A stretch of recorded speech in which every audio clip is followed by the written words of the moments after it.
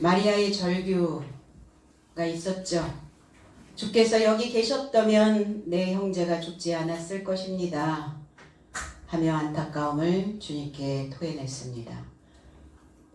마리아와 마르다의 다른 삶의 태도를 봤습니다.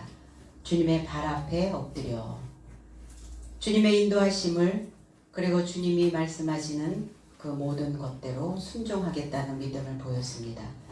오늘 저와 여러분들의 삶도 믿음으로 오늘 돌을 들어 올리는 이 귀한 한날이 되시기를 바랍니다. 아멘. 33절로 34절. 예수께서 그의 우는 것과 함께 온 유대인들의 우는 것을 보시고 심령에 통분히 여기시고 민망히 여기사 가라사대 그를 어디 두었느냐 가로되 주여 와서 보옵소서 하니 그랬어요. 마리아와 함께 오는 유대인들을 보시고 심령이 아니라 영입니다. 푸뉴마티, 영으로 통분히 여겼다라는 것은 뭐냐면 그 안에 억울함으로 한숨 짓다, 이런 의미를 가지고 있어요. 통분히 여겼다. 우리가 어떠한 커다란 일들을 경험하거나 또 굉장히 힘든 일들을 우리가 목격하였을 때 우리 속에서 안타까움이 올라오죠. 안타까움과 함께 그 속에서 한숨이 올라옵니다.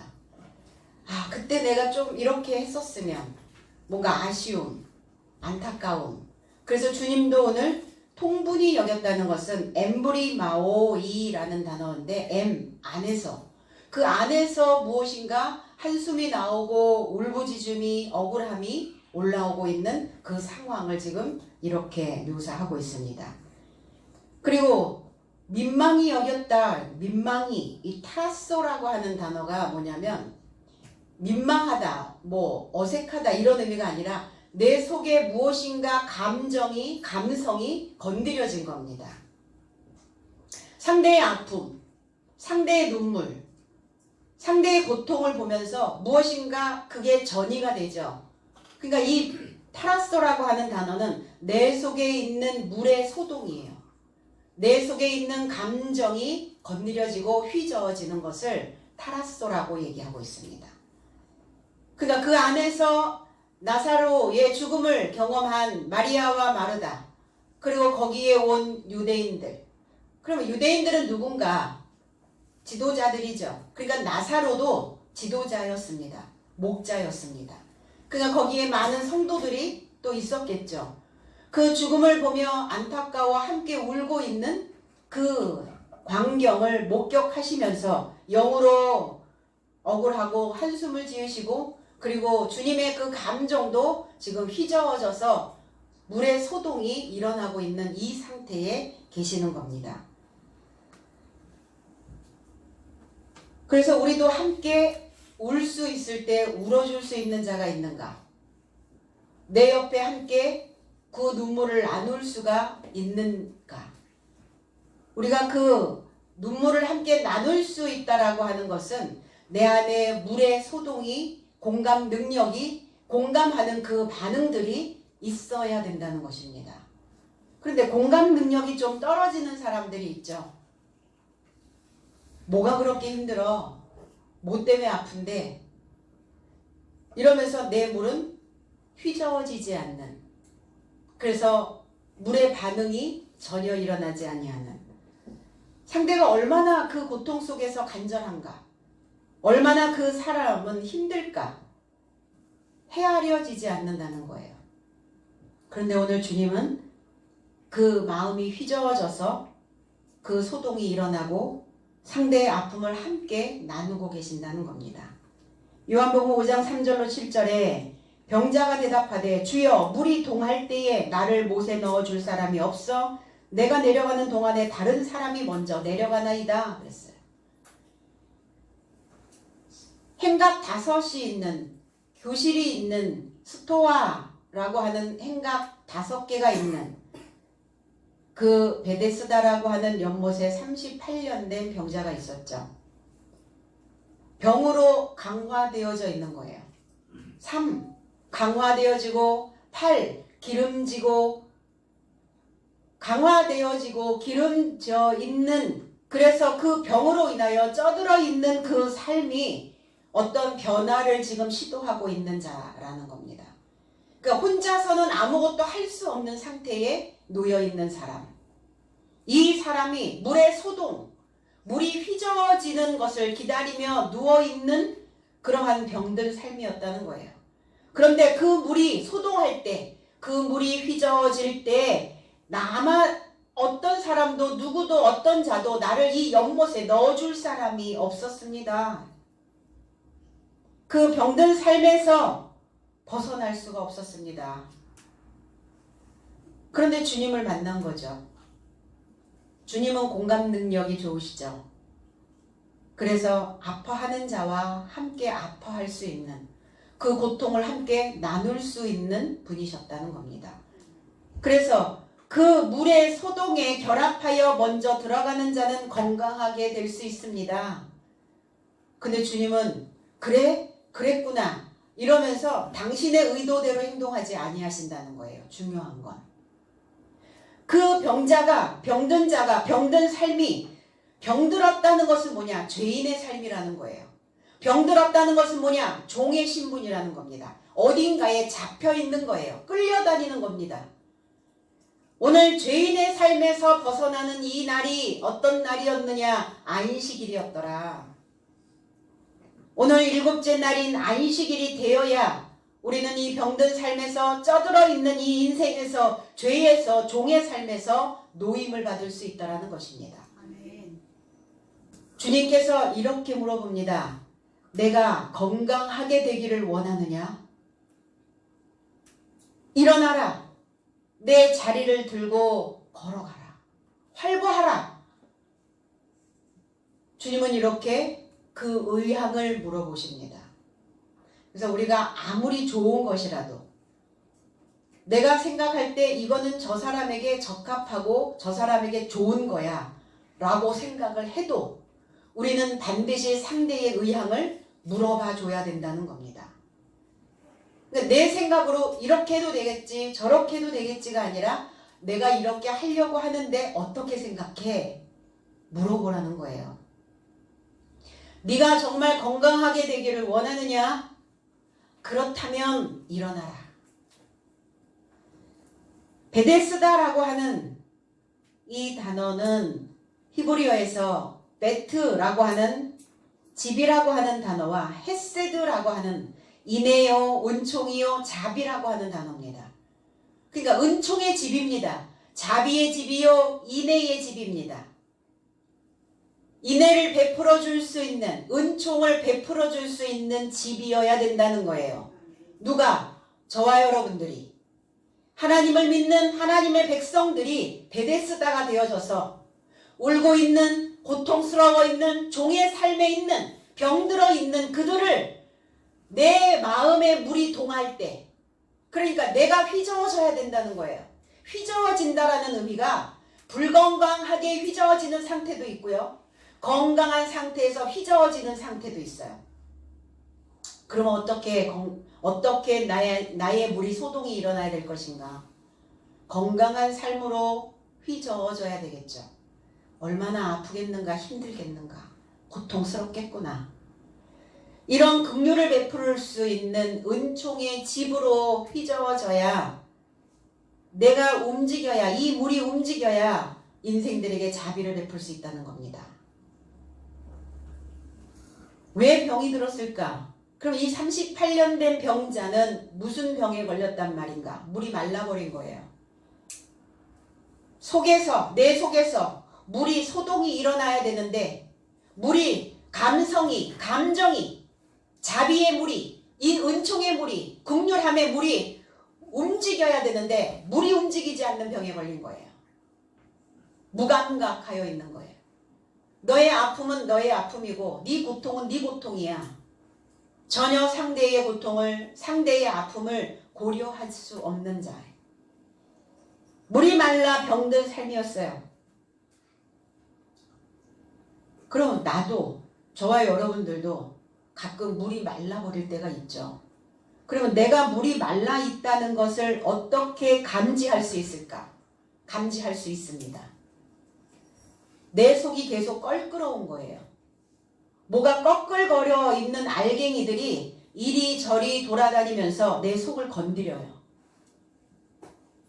그래서 날카롭고 날서 있고 예민하게 반응을 합니다. 그럴 때 얼른 내가 물이 말랐구나. 그러면 베데스다여야죠. 나의 물이, 나의 감정이, 나의 감성이 소동이 일어나야지. 나 자신에게 인애와 은총을 그리고 국률함을 베풀 수 있어야죠. 그렇구나, 힘들구나, 아팠구나. 지금 어딘가에 잡혀있는 그러한 종의 신분으로 끌려다니고 있구나. 어렵겠다. 힘들었겠다. 그래서 자가치료를 하는 거예요. 물론 하나님의 말씀이 내 안에 있는 자들은 그 말씀을 되새김질하여 나를 베데스다로 만들어내기도 합니다. 그래서 진리의 물이 내 안에서 충만하게 출렁거릴 때 오늘 나의 받는 내 안에서 벌어지고 있는 그 마음의 상태들이 하나님의 말씀으로 다시 출렁거려질 수 있게 된다는 겁니다. 어떤 하나의 패턴으로 고정되어져서 자리를 보존하고 있는 병자입니다. 아무것도 할 수 없는 무기력에 걸려있는. 그렇다면 그 인생을 들어 올려야 되는 시점이 되었습니다. 혼자서 할 수 없는, 그래서 혼자 할 수 없는 이 사람에게 누군가 친절을 베풀어 줄 수 있는 사람이 필요하다는 거예요. 그분이 그리스도 예수였고 그 사람들이 크리스찬이어야 된다는 것입니다. 저와 여러분들 곁에 친절한 집으로, 인애의 집으로, 은총의 집으로 나에게 그 모든 것들을 베풀어 줄 수 있는 사람이 있는가를 찾아보셔야 되는 것입니다. 주님은 이렇게 물어보십니다. 그를 어디 두었느냐? 기땜이 그 인생을 어디다 맡겼느냐? 지금 너의 생각이 어디에 배치되어져 있느냐? 이렇게 물어보시는 거예요. 물에 출렁거림이 없는 마음의 소요가 일어나지 아니하는 하나님의 말씀으로, 하나님의 진리로, 하나님의 은총으로 자비를 베풀 수 없는 그 물이 휘저어지지 아니하는 상태. 너의 마음을 지금 어디에다가 맡겨놓았느냐? 찾아오실래요? 그냥 두실래요? 거기에 그냥 배치되어도 괜찮은가요? 그렇지 않다면 오늘 그 맡겨놓았던 그 곳이 어디인지를 다시 찾아서 오늘 하나님의 마음 안에, 하나님의 말씀 안에 다시 맡기는 그런 시간들이 되길 원합니다. 아멘. 사도행전 13장 47절에 주께서 이와 같이 우리를 명하시되 내가 너를 이방의 빛을 삼았다는 것은 뭐냐면 빛을 맡겨주셨다는 거예요. 빛을 너의 삶 안에, 너의 인생 안에 배치시켜 놓으셨다는 거예요. 너로 땅끝까지 구원하게 하리라 하셨느니라 그랬어요. 많은 사람들이 하나님을 믿고 하나님을 의지한다라고 말하면서 그들의 마음을 어디에다가 맡겨둬야 할지 몰라 방황하는 인생들이 있다는 것입니다. 그 떠도는 인생들에게, 표류하고 있는 그 인생들에게 하나님께 그 마음을 맡길 수 있도록 이끌어 줄 수 있는 인애의 집이 친절한 사람이 되어 있어야 되는 것입니다. 주님은 우리에게 빛을, 이방인에게 비춰줘야 되는 그 빛을 맡겨주셨다고 했어요. 맡은 자입니다.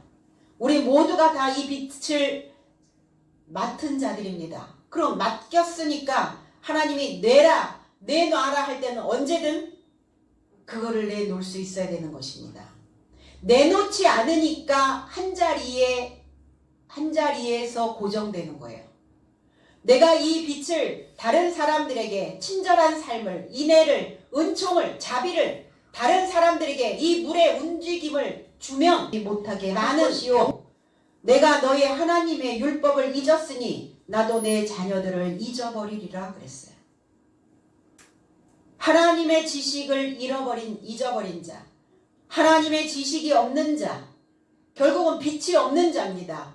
빛이 없고 무지하여 있는 이 인생을 호세아 선지자는 이렇게 말씀하고 계십니다. 음란하다.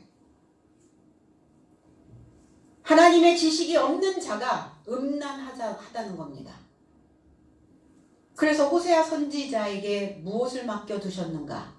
이방인, 음란한 자. 그래서 음란한 아내를 취하여 음란한 자식을 낳으라 이렇게 말씀합니다. 그 음란한 아내가 누구였습니까? 고멜이라고 하는 아내였습니다. 이 고멜은 누군가? 디블라임의 딸 고멜을 맞이하라 이렇게 말씀하시거든요. 디블라임이라고 하는 이 의미는 두 떡덩이라는 단어예요. 두 떡덩이. 고멜이라고 하는 의미는 끝나다, 그치다, 완성이라는 의미를 가지고 있어요.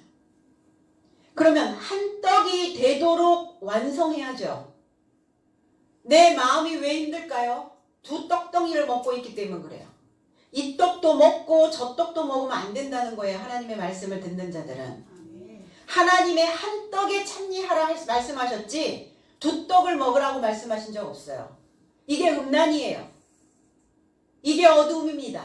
이게 병든 자의 모습이라는 것입니다. 그래서 고멜 완성시켜야죠. 한 떡이 되도록, 한 떡이 될 수 있도록 끝마치라는 거예요. 이제 그만 끝. 더 이상 더 나가면 안 되는 것이죠. 어디에 맡겼나? 지금 두 떡덩이에 내 마음을 뺏긴 거 아닙니까 혹시? 나의 삶을 예수께, 그리스도께 맡겨야, 그리스도께 내 마음을 맡기면 내 마음에 여백이 많아져요. 여백이 많아져서 내가 평안을 소유하게 되는 것입니다. 오늘 저와 여러분들 모두가 다, 오늘 저와 여러분들이 호세아가 되어져서 저와 여러분들 속에 무지하여 있는, 음란하고 있는, 두 떡을 먹고 있는 나를 취하여 나의 생각을 하나님께 오늘 맡겨서 하나님의 한 떡에 완성되어지는 그 귀한 시간이 되어지기를 원합니다. 아멘. 35절로 37절 예수께서 눈물을 흘리시더라. 이에 유대인들이 말하되 보라 그를 어떻게 사랑하였는가 하며 37절 그 중 어떤 이는 말하되 소경의 눈을 뜨게 한 이 사람이 그 사람은 죽지 않게 할 수 없었더냐 하더라 그랬어요.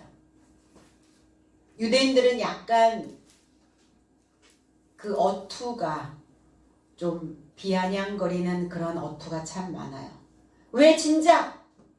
왜 빨리? 그렇게 손 쓰지? 그렇게 못했냐? 그렇게 사랑한다면서. 그래서 여기서 사랑이라고 하는 단어, 그 사람은 그를 어떻게 사랑하였는가? 사랑이란 단어가 아니라 필레오, 좋아하다라는 의미를 가지고 있어요. 예수께서도 눈물을 흘리시더라 그랬어요. 로마서 12장 15절에는 즐거워하는 자들로 즐거워하고 우는 자들로 함께 울라 그랬어요.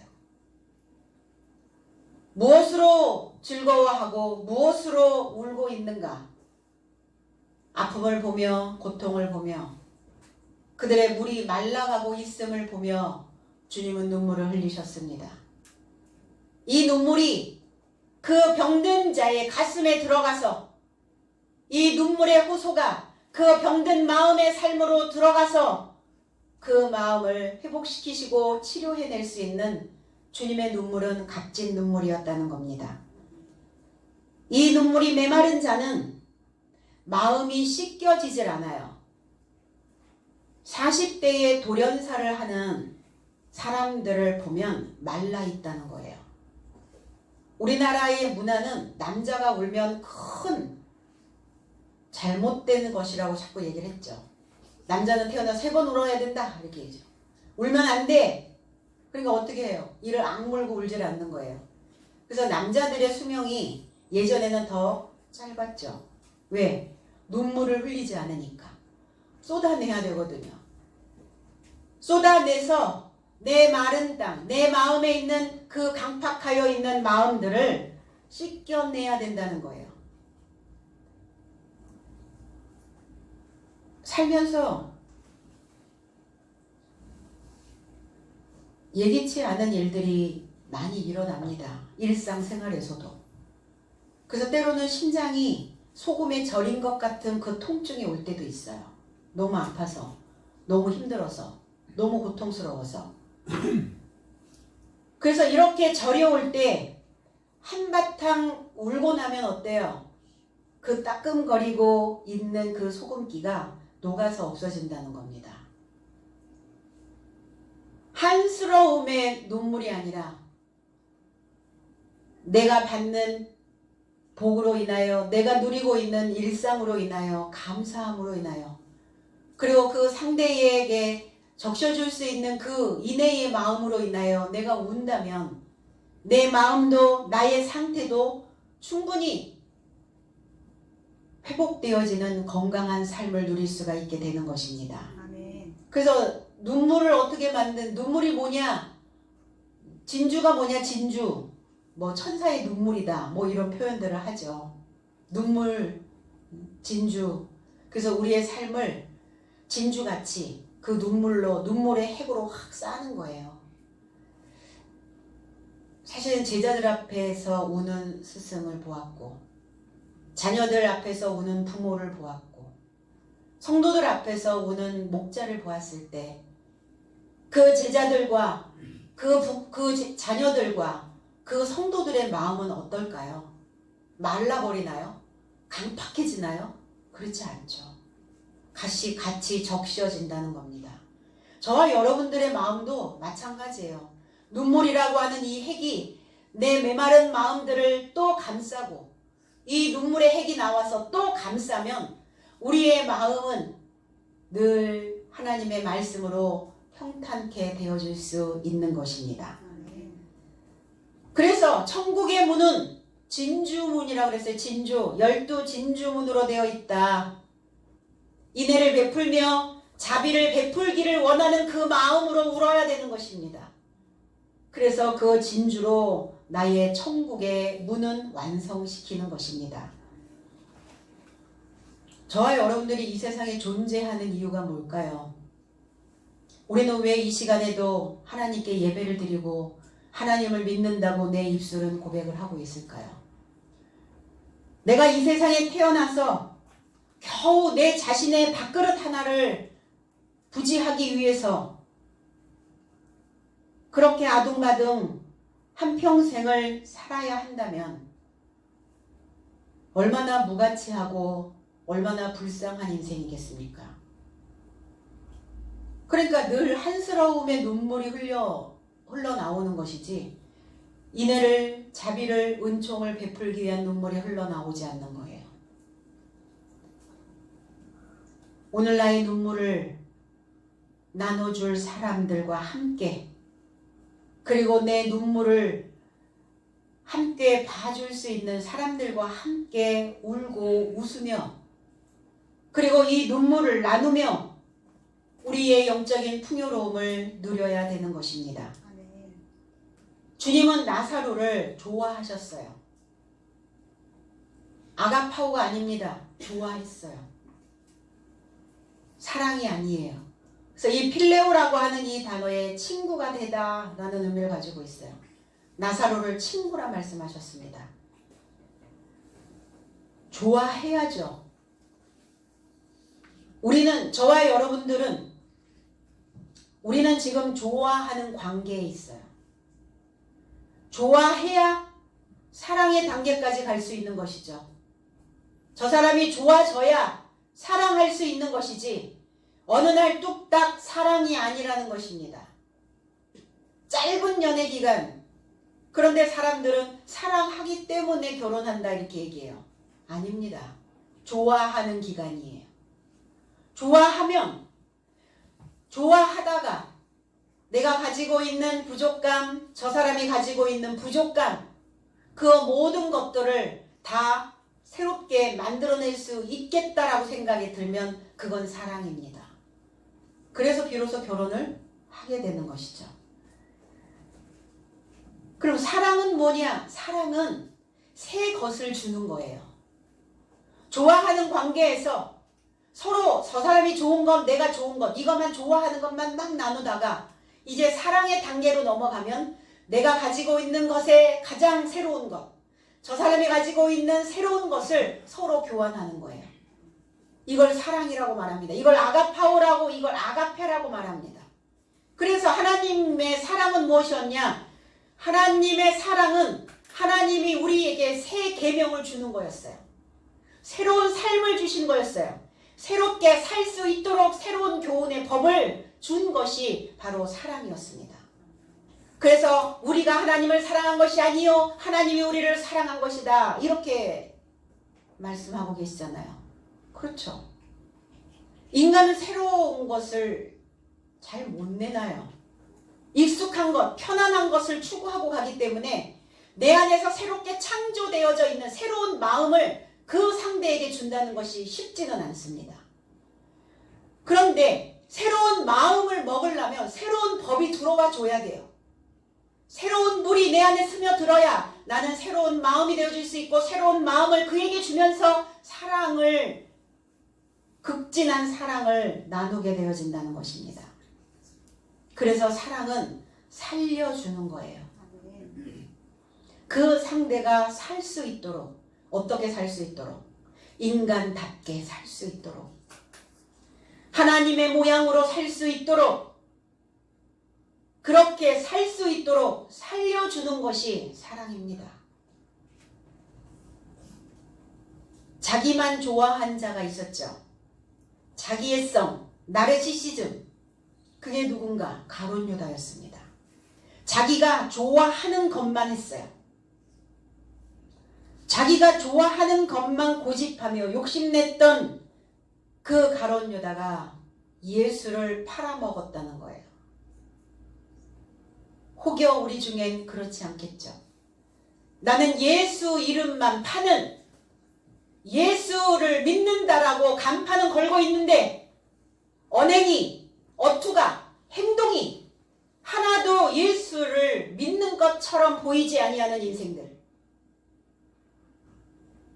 자기만, 저 사람이 좋은 모습을 보이면 좋아하고 내 마음에 좋아하지 않는 것이 보여지면 좋아하지 않는 것.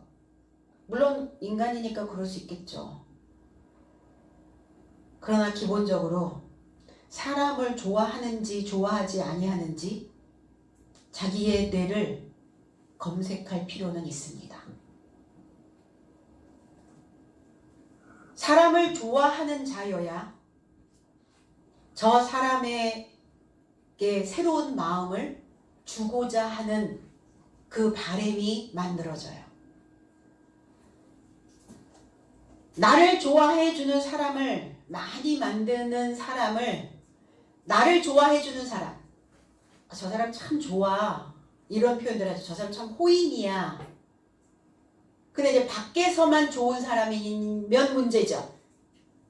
밖에서는 다른 사람들한테는 좋은 사람인데 집에 들어와서는 좋은 사람이 아니야. 그러면 곤란하겠죠. 그래서 안팎이 밖에서도 좋은 사람이라고 평을 듣는다면 집안에 들어와서도 집안 식구들에게도 좋은 사람이다라고 하는 평을 들어야만 되는 것이죠.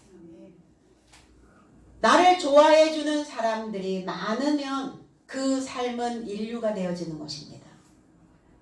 나를 싫어하는 사람이 많으면 그 인생은 삼류입니다.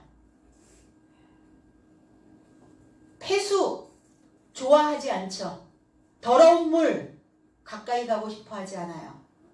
맑은 물, 청정수, 많은 사람들이 모여듭니다. 왜? 그 물을 먹으려고. 나는 과연 좋은 사람인가? 좋지 않은 사람인가? 뭐의 차일까요? 인류와 삼류의 차이는 뭘까요? 그것을 결정을 짓는 가장 중요한 것은 정신이에요. 뇌에서 나오는 호르몬의 문제예요. 좋은 물이, 좋은 생각이, 좋은 사상이, 좋은 정신이 흘러오면 좋은 사람이 되는 거죠, 당연히. 그래서 정신이 건강한 사람을, 마음이 건강한 사람을 모든 사람들은 좋아해요. 야박한 이 세상에 나와 친구 되어줄 자가 많으면, 친구가 많으면 많을수록 우리의 삶은 넉넉해지죠. 그래서 기술을 터득하셔야 돼요. 나는 그냥 자연 발생적으로 그냥 가만히 있어도 사람들이 다 좋아해 줄 것이다. 저는 한때 그런 착각을 한 적이 있어요. 모든 사람들은 나는 어떤 노력을 하지 않아도, 어떤 비법을 가지고 있지 않아도 모든 사람들은 다 나를 좋아해 줄 거다라고 생각을 했었어요. 그래서 고등학교 딱 들어가서 왕따를 딱 당하고 나보니까 아니구나. 모든 사람들이 다 나를 좋아해 주진 않는다라는 것을 그때 아마 알았던 것 같아요. 그럼 사람들이 나를 좋아하게 해주려면 뭐 해야 되는가? 비법이 필요하죠. 여러분들만의 비법들을 하나씩 만드세요. 그래야 좋아해 줄 수 있고, 그래야 사랑받을 수 있게 되는 것입니다.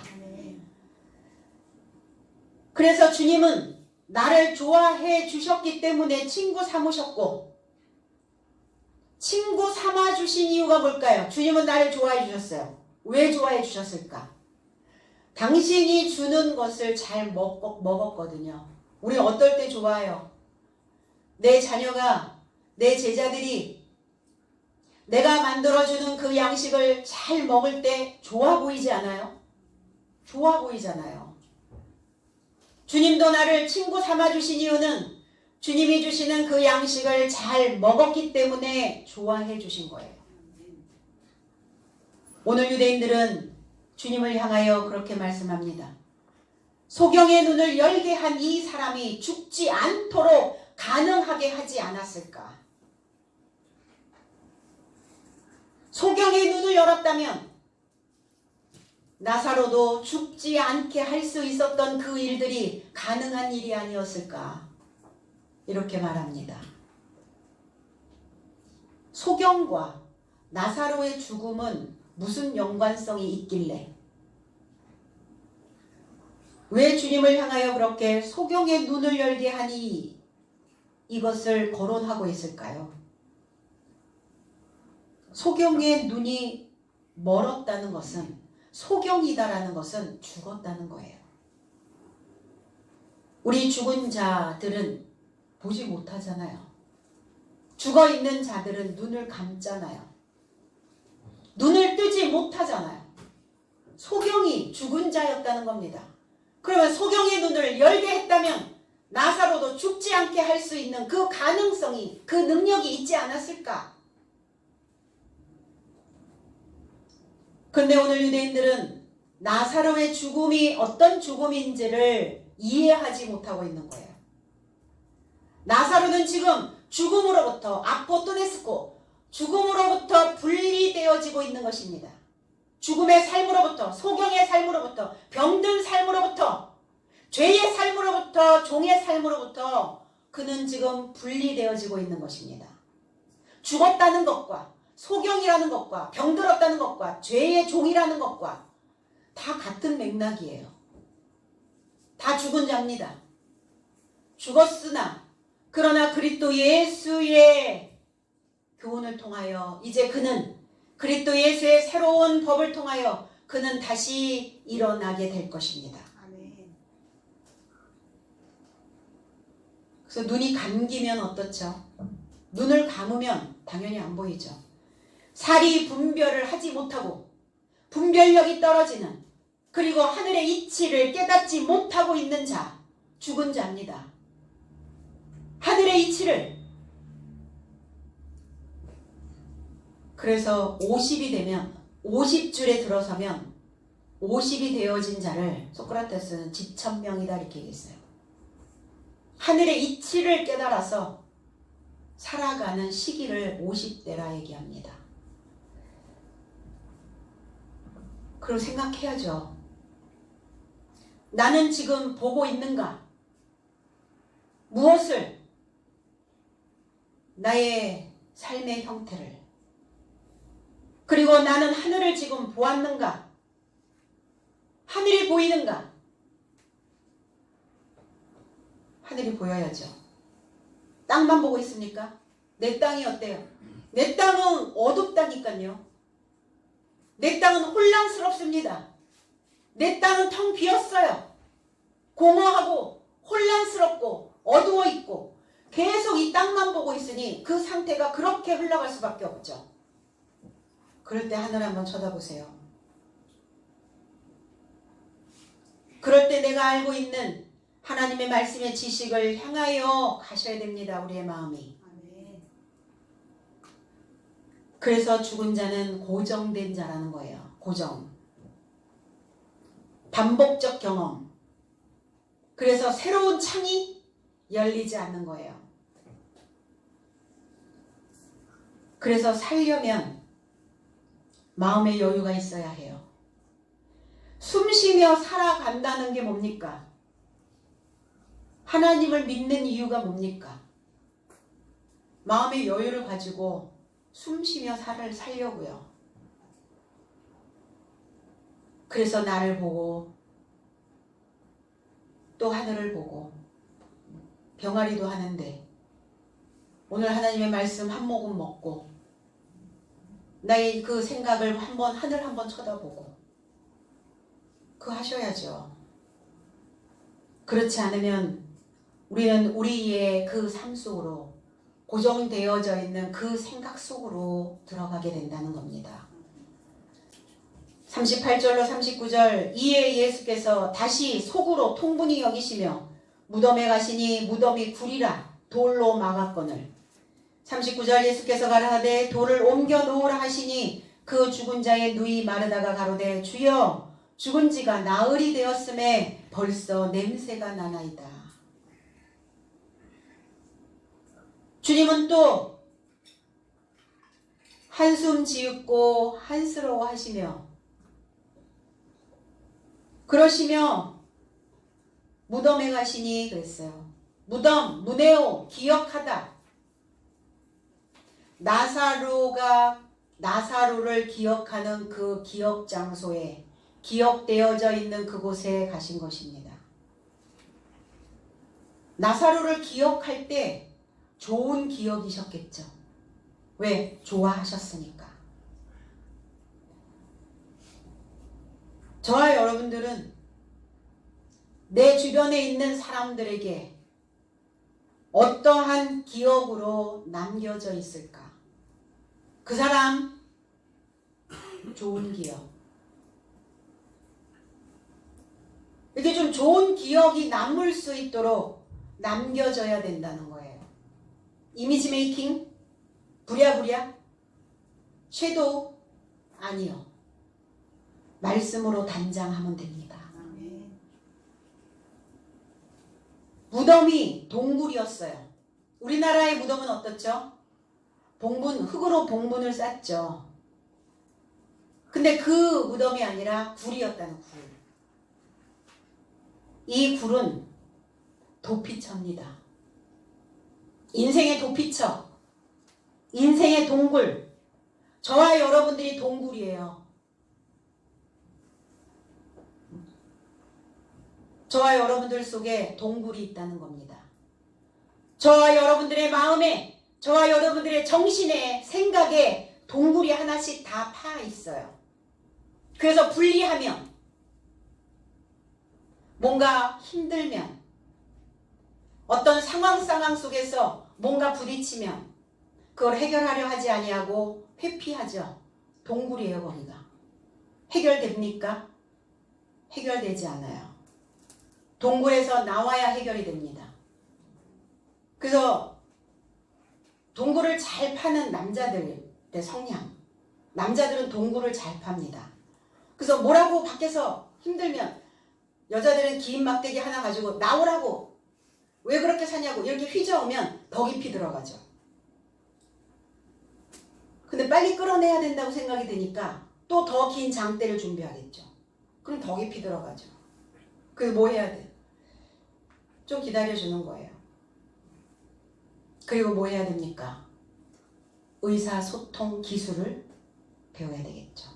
서로 공감하는 능력들을 배양하셔야 됩니다. 나의 생각의 동굴로 도망간 거죠. 안 나오면 죽습니다. 빠져나오셔야죠. 그 동굴이 무덤이었다고요. 내 기억이 무덤이라고요. 나의 기억 속에 동굴이 있단 말입니다. 그러면 내 동굴 속에 무엇이 저장되어져 있는가? 나의 기억 속에, 나의 동굴 속에 어떠한 것이 흐르고 있는가? 왜 토구를 팝니까? 왜 동굴을 만들죠? 뭔가 오래 저장하려고. 이 동굴은 뭔가가 오래 전서부터 저장되어져 있는 곳이에요. 그런데 오늘 주님은 동굴로 가셨어요. 그곳에 누가 있었기에? 누가 있었기에? 나사로가 있었기에. 그 동굴에 나사로가 있는데 나사로가 이제 거기에 더 이상 있어서는 안 되겠기에 뭐하게 하시려고? 살려내려고. 우리의 기억이, 우리의 생각이 무엇인가를, 많은 것들을 저장하고 있습니다. 필요 없는, 불필요한 것도 너무 많이 저장을 해놔서 과부하 상태가 되어지는 거예요. 아닌 건 빨리빨리 버리셔야죠. 다 모아놨어요. 동굴 속에 꽉 찼어요. 그러니까 순환이 안 되는 거예요. 공기가, 새로운 공기가 순환이 돼야 되는데 내 속에 공기가 순환이 안 되면 답답해요. 막혀 있으니까. 뭘로 막았어요? 큰 돌로 막아놨네요. 또 마태복음 21장 13절에 저희에게 이르시되 기록된 바 내 집은 기도하는 집이라 일컬음을 받으리라 하였거늘 너희는 강도의 굴을 만들었도다 하시니라 그랬어요. 강도의 굴. 기도하는 집이어야 되는데 너의 삶이, 네가 집이고 너의 삶이 굴인데 거기가 하나님의 기도하는 처소가 되어져야 되는데 네 속에서 하나님을 향하여 소망하지 아니하고 강도의 굴을 만들었도다. 강도의 집이 되었도다. 저와 여러분들은 강도 맞습니다. 울타리 안에 들어가지 아니하고 다른 데로 넘어가는 자는 도적이요 강도다 이렇게 말씀하셨습니다. 내가 강도예요. 저와 여러분들은 다 강도입니다. 어떤 강도입니까? 우편 강도입니다. 우편 강도와 좌편 강도, 그게 누구였어요? 그게 저였다니까요. 저와 여러분들이에요. 그래서 주님은 왜 우리가 강도인가? 나보다 먼저 온 자가 강도라 하셨기 때문에. 역사적인 관점으로 보면 주님이 먼저 오셨죠. 2000년 전에 오셨으니까. 그런데 지금 현 시점으로 보면 우리가 먼저 온 자예요. 우리는 첫 아담에게서 난 자들이요. 가인의 후에 가인의 자손이기 때문에 우리가 먼저 온 자들이라는 거예요. 그래서 세례 요한이 뭐라고 그랬어요? 내 뒤에 오시는 이는, 그렇게 표현하잖아요. 그럼 내 뒤에 오시는 이는 왜 오셨나? 강도 만나요. 강도 잡으러 오신 거예요. 강도 잡으러. 당신의 집이 기도하는 처소여야 되는데, 향하여 소망하는 그 기도의 집이어야 되는데 잡동사니들로 가득 차 있는 굴을 만들었단 말이에요. 강도. 이것도 뺏어오고 저것도 뺏어오고 이것도 도둑질하고 저것도 도둑질하고 세상에 있는 모든 것들을 다 도둑질해서 거기 굴에다가 넣어놨단 말이에요. 그래서 옳은 삶으로 가고자 하는 자, 옳은 삶으로, 우편으로 가고자 하는 강도 찾으러 오신 거예요. 좌편 강도가 누굽니까? 유대인들이었어요. 네가 하나님의 아들이거든. 여기에서 우리를 구원하라. 조롱했던 유대인들이었어요. 옳은 삶으로 우편으로 가고자 했던 그 강도는 당신이 낙원에 이르를 때 나를 기억해달라고 그렇게 말합니다. 그럼 지금 네가 나와 결합한다면 너는 낙원 안에 있게 될 것이다. 오늘 이 말씀과 네가 결합한다면 너는 우편 강도가 되어질 것이고 네 속은 낙원이 되어질 것이다. 낙원 즐거운 낙 동산 즐거운 동산 에덴입니다. 에덴. 에덴을 어떻게 회복한다고요? 즐거움을 어떻게 회복합니까? 그 기쁨을 어디에서 만끽하실 겁니까? 하나님의 물이 소동해야죠. 하나님의 물이 소요를 일으켜야 된다고요. 주여 이 물이 통할 때 내가 이 베데스다가 되어졌을 때 그 물에 내가 들어가기를 원하나이다. 아무도 나를 그 물에 던져주는 자가 없었습니다. 그리스도 예수의 기름 부음이 내 삶 속에 부어져야 된다는 것입니다. 옳은 삶으로 살고자 하는 자는 의의 말씀으로 전신갑주를 입은 자라는 거예요. 근데 그 굴에 돌무덤. 에벤이라고 하는 단어입니다. 히브리어에서 온 단어, 에벤. 이 돌은, 무덤을 막고 있는 이 돌은 죽은 돌이죠. 그러면 산 돌이신 그리스도 예수를 만나야 이 돌이 살아날 수 있어요. 그 큰 돌이, 그 큰 무덤을, 동굴을 막고 있는 그 큰 돌을 어떻게 굴러가게 했겠어요? 인생이 돌인데 이 돌이 지식이 들어가야 해요. 그래서 에벤이라고 하는 그 단어에서 맨 앞에 그 알파벳 알렙이라고 하는 그 단어 하나가 딱 떨어지면 하나님의 아들로 세워지는 거예요. 그럼 알렙이란 단어는 뭐냐? 배우다, 본받다, 가르침을 받다. 이게 돌인데 그럼 이 돌은 배우고 본받고 가르침을 받아야 되는 거예요. 안 그러면 돌팍 되는 거예요. 돌팍. 모하지 아니한 돌팍, 죽은 돌팍, 살아나지 않는 돌팍. 그러면 죽은 돌은 어떤 돌? 연마되지 않은 돌. 살은 돌은 어떤 돌? 잘 연마되어져서 깎인 보석과 같은 돌. 진짜 돌이에요. 진짜 돌. 무덤을 막고 있는 이 돌은 연마되지 않은 박힌 돌이었습니다. 그럼 우리의 생각이 어느 하나에 짱 박혀 있으면 어때요?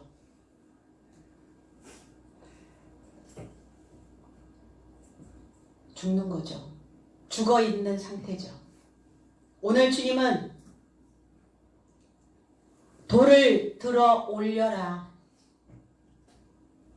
옮기다 라는 게 뭐냐면 아이로 들어 올리다. 뭐 주먹만한 돌이어야지 들어 올릴 거 아니에요. 굴을 막고 있었던 그 큰 돌을 어떻게 들어 올립니까? 사람이라는 거예요. 나사로 상태였다는 거예요. 나사로의 상태가 죽은 돌이었다는 거예요. 새로운 관점으로, 새로운 버전으로, 새로운 지식으로 넘어가야 되는 그 상황에 있는 자였다는 것입니다. 배우고 가르침을 받은 돌은 아브라함의 자손으로 하나님의 아들로 세워지는 겁니다. 들어올려라. 정박하여 있는 배가, 항구에 정박해 있는 도가 돛을 올리는 겁니다. 무엇을 향해? 바다를 향해 새로운 출발을 하는 거예요. 들어올려라. 새로운 출발. 나의 인생의 배가 인생의 항해를 시작하는 것입니다. 새 출발이에요. 죽은 돌이 어디에 있어요? 돌이 어디 있습니까? 우리의 생각에 박혀 있다니까요. 뭐가 생각에 박혀 있어? 돌이라고요. 그럼 이 돌 어떻게 해야 돼요? 연마해야죠. 굴려야 될 거 아니에요. 깎아내야 될 거 아닙니까? 그래서 물의 소동이, 물의 소요가, 물이 휘저어져야 되는 것입니다.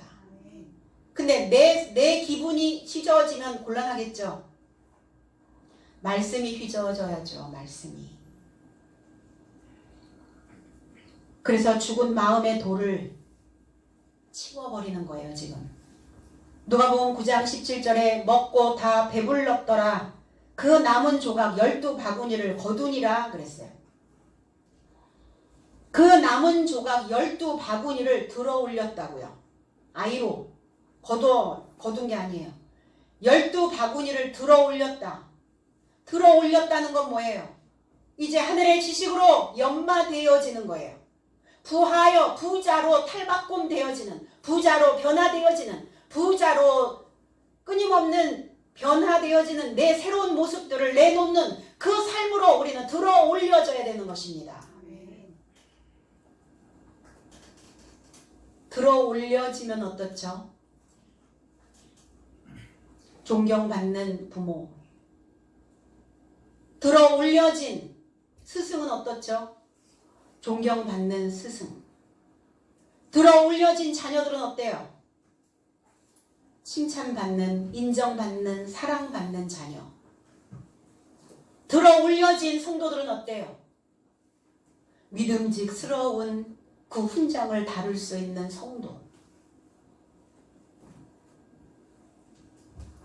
그래서 어떻게 합니까? 부대에서 받들어 총 하는 거예요. 하나님도 우리를 들어 올려서 받들어 총 하시기를 원하시는 것입니다. 죽은 지 나흘이 되었습니다. 사면으로 막혀서 덮였던 육체의 생각이 이렇게 들어 올려지면 이제 길이 보이기 시작할 겁니다. 생각이 뚫릴 거예요.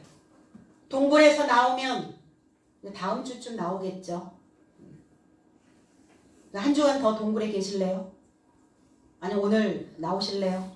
조금 이제 워밍업 하시고 입구까지 나와 계셔야 돌이 오늘 들어 올려졌으니 나오라 할 때 얼른 튀어나올 거 아닙니까? 너무 깊이 들어가서 튀어나오려면 한참 걸리나요? 마르다는 나흘이 되었으니 벌써 악취가 납니다. 넷이라고 하는 네 번째 테탈, 타이오스, 테사레스 넷이라고 하는 단어가 기수가 아니에요. 서수입니다.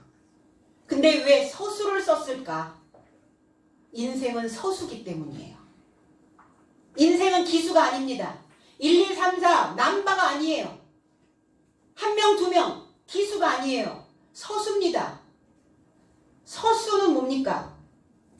이걸 오디널 넘버라고 얘기하죠. 오디널 넘버라는 게 뭐예요? 순위, 순서. 저와 여러분들의 인생 순위, 우선순위. 여러분들의 인생의 우선순위는 뭡니까? 세상의 만물입니까? 아니면 하나님입니까? 하나님과 내가 하나 되어져 있는 말씀이 내 안에 들어오기를, 그것이 우선순위입니까? 우선순위는 정하셨나요? 다 정해 있을 거예요 아마. 무엇이 우선순위인지. 돈도 명예도 권력도 다 그렇게 바람이 불면 지나가는 것입니다. 그러나 하나님의 진리는, 하나님의 영은 내 안에 항상 살아서 새로운 바람으로 나를 일으켜 세우시고 새로운 물로 나를 만족시키시고 오늘 행복한 길로 나를, 새 길을 열어주시는 분이십니다. 오늘 4시 되었습니다. 넷째가 되었습니다. 넷째 날이 되었습니다. 넷이라고 하는, 레비라고 하는 이 히브리어에서 온 단어는 동침하다, 접합하다, 사지를 쭉 뻗다, 이런 의미를 가지고 있어요. 사지를 쭉 뻗고 있는 거예요. 쭉 뻗어 있는 인생입니다. 근데 말씀과 접합하면 일어납니다. 마음이 심약하고 정신이 병들고 내가 사방으로 갇혀 있으니 썩은 거예요. 벌써 냄새가 악취가 납니다. 생각이 썩으면, 마음이 썩으면 어때요? 가장 큰 타격은 나고 가장 큰 타격을 받는 삶은 본인이고 그 다음에 그 썩은 냄새로 인하여 주변의 악영향이고 그래서 냄새를 맡으셔야 돼요. 이 코가 하나님께 콧뚜레가 되어지지 않으면 코가 막혀요. 항상 코가 하나님께 걸려 있어야 돼요. 그러니까 콧뚜레를 아직 뚫지 않은 사람들은 코가 막히기 때문에 내 냄새가 내 악취가 어느 정도인지를 맡지 못해요. 요한복음 11장 39절 한 성구에만 딱 쓰였어요. 이 냄새라는 단어가. 이 오조라고 하는 이 단어가 요 39절 한 장에만 딱, 한 절에만 딱 써였어요. 다른 성구에는 아무것도 없어요. 이 단어가. 악취가 납니다. 그냥 동굴에 갇혀 있으니 어때요? 악취죠. 오늘 하나님의 말씀의 공기가, 새로운 바람이, 하나님의 영이 여러분들의 그 마음을 환기시키시고 새로운 생각으로 여러분들이 이 공기를 흡입하시고 그렇게 하려면 마음을, 생각을 열고 마음껏 이 공기를 마시고 가시기를 원합니다. 아멘. 그래서 하나님의 도우심을 받는 나사로처럼 산돌로 들어 옮겨질 수 있는 그러한 인생길이 다 될 것입니다. 아멘. 오늘 부디 이 어버이 주일 하나님의 사랑, 부모님의 사랑, 지도자의 사랑, 이 어버이의 사랑으로 들어 올려지시고 그리고 우리 모두가 다 새로운 삶의 출발을 또 기약하는 저와 여러분들이 되어지기를 주님의 이름으로 축복합니다. 아멘. 기도하겠습니다.